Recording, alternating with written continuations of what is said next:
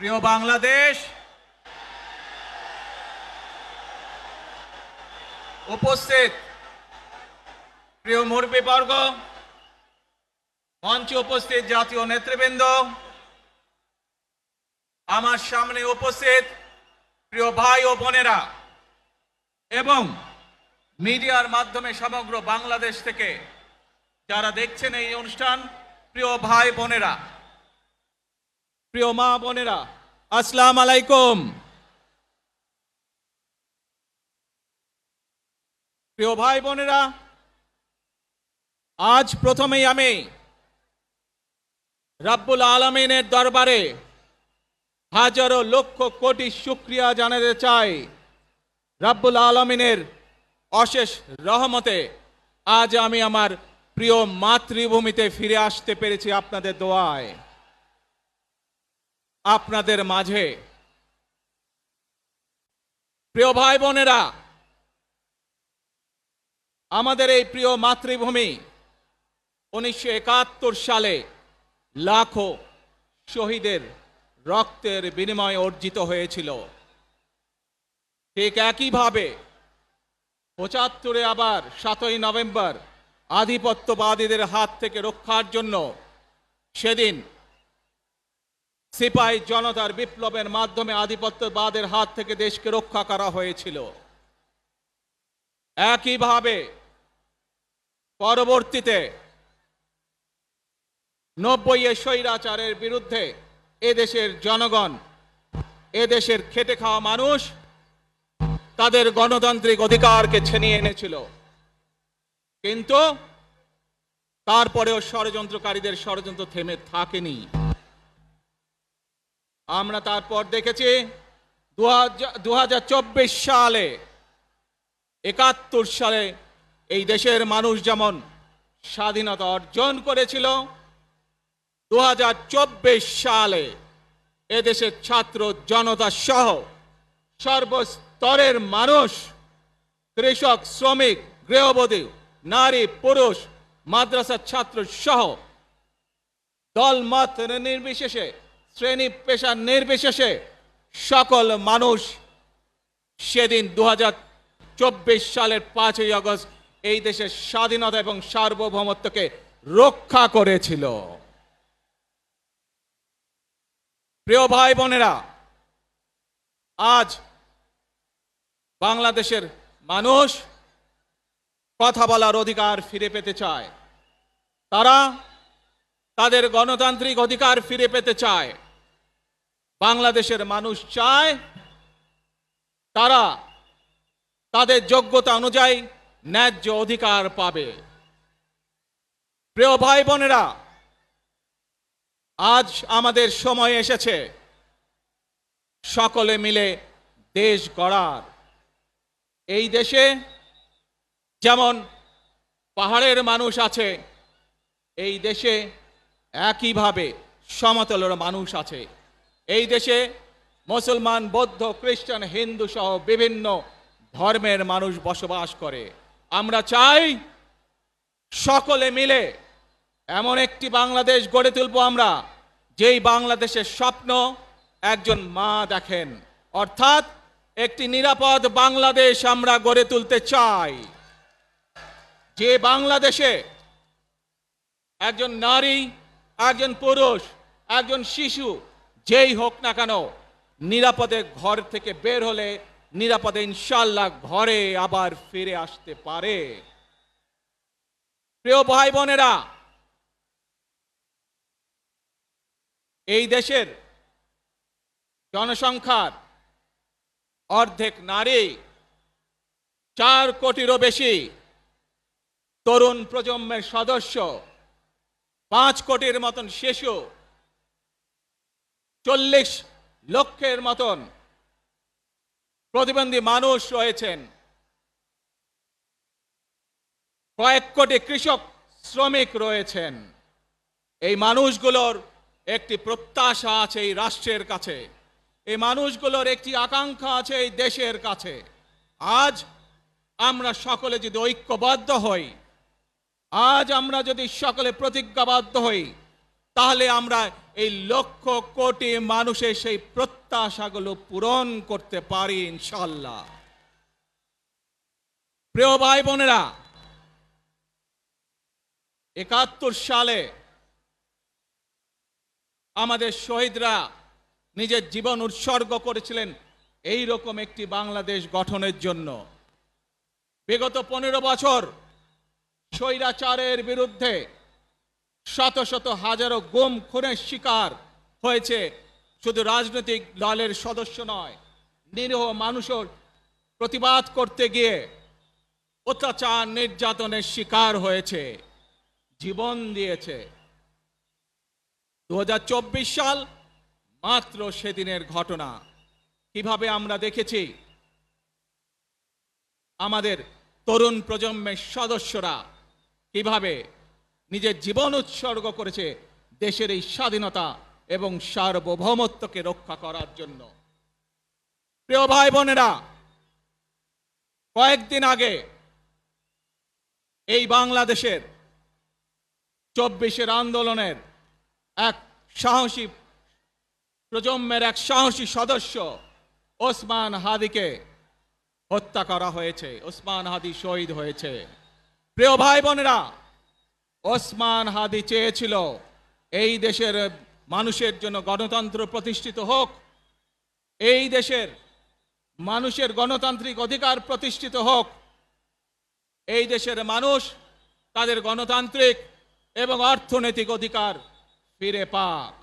আজ 24-এর আন্দোলনে যারা শহীদ হয়েছেন, ওসমান হাদি সহ ৭১-এ যারা শহীদ হয়েছেন, বিগত স্বৈরাচারের সময় বিভিন্নভাবে খুন গুমের শিকার হয়েছেন, এই মানুষগুলোর রক্তের ঋণ যদি শোধ করতে হয়, আসুন আমরা আমাদের সেই প্রত্যাশিত বাংলাদেশ গড়ে তুলব, যেখানে আমরা সকলে মিলে কাজ করব, যেখানে আমরা সকলে মিলে আমাদের প্রত্যাশিত বাংলাদেশকে গড়ে তুলব। প্রিয় ভাই বোনেরা, বিভিন্ন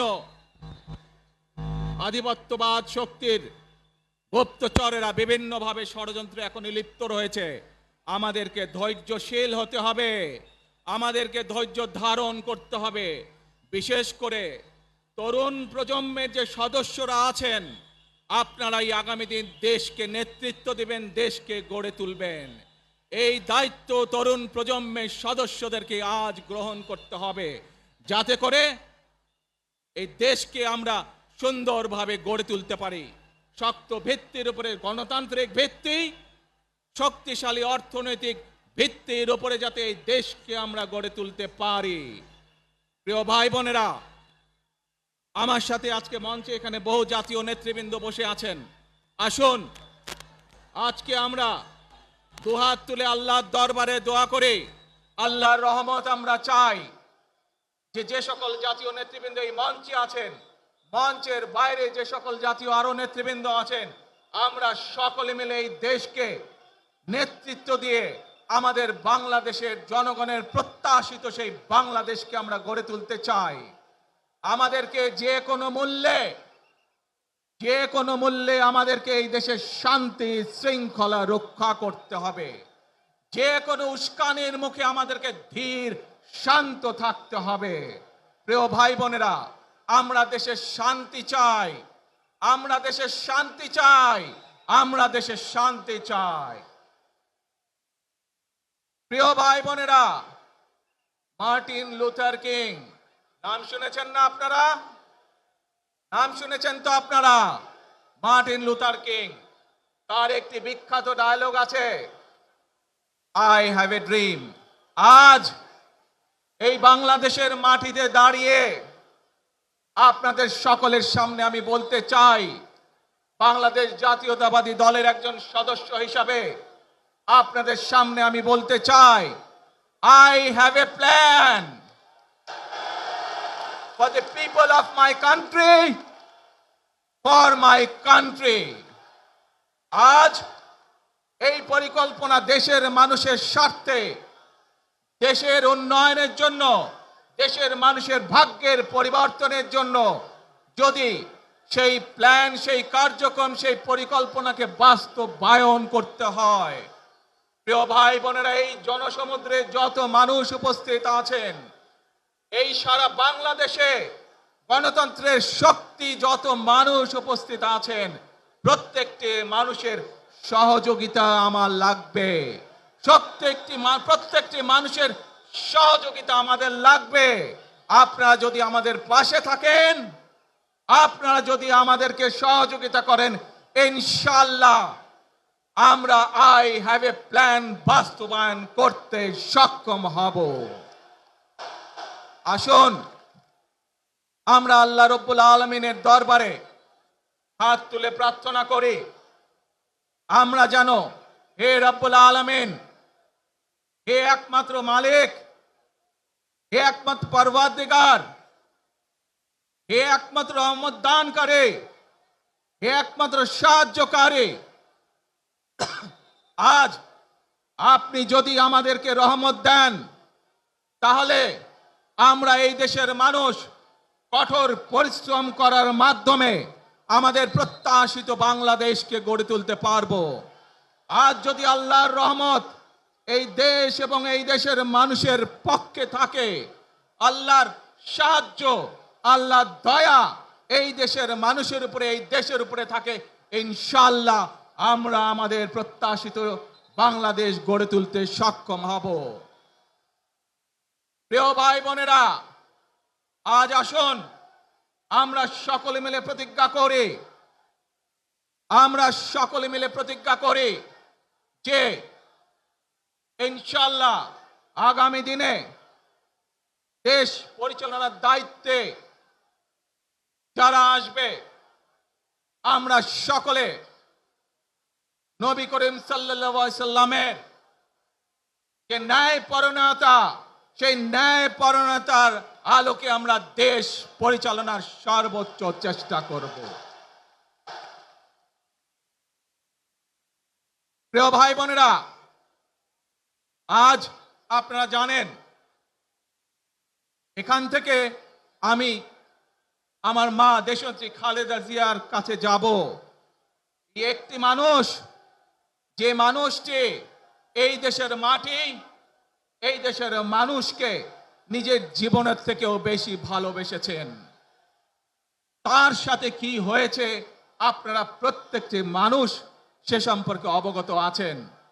সন্তান হিসাবে আপনাদের কাছে আমি চাইবো, আজ আল্লাহর দরবারে আপনারা দোয়া করবেন যাতে আল্লাহ ওনাকে তৌফিক দেন, উনি যাতে সুস্থ হতে পারেন। প্রিয় ভাই বোনেরা, সন্তান হিসাবে আমার মন আমার মায়ের বিছানার পাশে পড়ে আছে সেই হাসপাতালের ঘরে, কিন্তু সেই মানুষটি যাদের জন্য জীবনকে উৎসর্গ করেছে, অর্থাৎ আপনারা এই মানুষগুলোকে, যাদের জন্য দেশনেত্রী খালেদা জিয়া জীবন উৎসর্গ করেছেন, নিজের জীবন, সেই মানুষগুলোকে আমি কোনোভাবেই ফেলে যেতে পারি না। এবং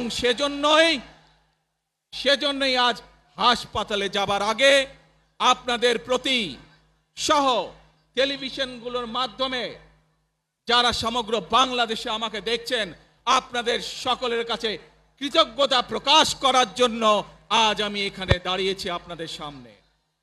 প্রিয় ভাই বোনেরা, আসুন আমাদেরকে আজকে নিশ্চিত করতে হবে, আমরা যে ধর্মের মানুষ হই, আমরা যে শ্রেণীর মানুষ হই, আমরা যে দলেরই রাজনৈতিক দলের সদস্য হই অথবা একজন নির্দলীয় ব্যক্তি হই, আমাদেরকে নিশ্চিত করতে হবে যে কোনো মূল্যে আমরা আমাদের এই দেশের শান্তি শৃঙ্খলাকে ধরে রাখতে হবে। যে কোনো মূল্যে যে কোনো বিশৃঙ্খলাকে পরিত্যাগ করতে হবে। যে কোনো মূল্যে আমাদেরকে নিশ্চিত করতে হবে যাতে মানুষ নিরাপদ থাকতে পারে।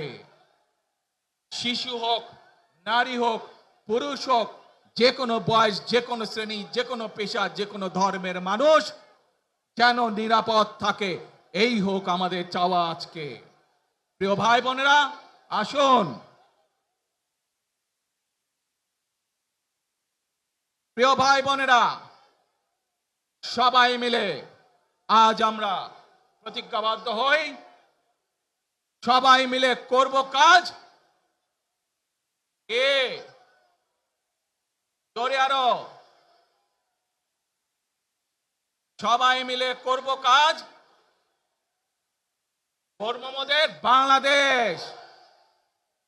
ইনশাআল্লাহ আপনাদের সকলের কাছে দোয়া আছে, আবারও সকলকে যে কোনো মূল্যে দেশে শান্তি শৃঙ্খলা রক্ষার আহ্বান জানিয়ে যে কোনো বিশৃঙ্খলাকে পরিহার করে ধৈর্যের সাথে মোকাবেলা করার আহ্বান জানিয়ে আমার বক্তব্য শেষ করছি। আবারও আপনাদের কাছে কৃতজ্ঞতা প্রকাশ করছি আজকে আমাকে এইভাবে বরণ করে নেওয়ার জন্য।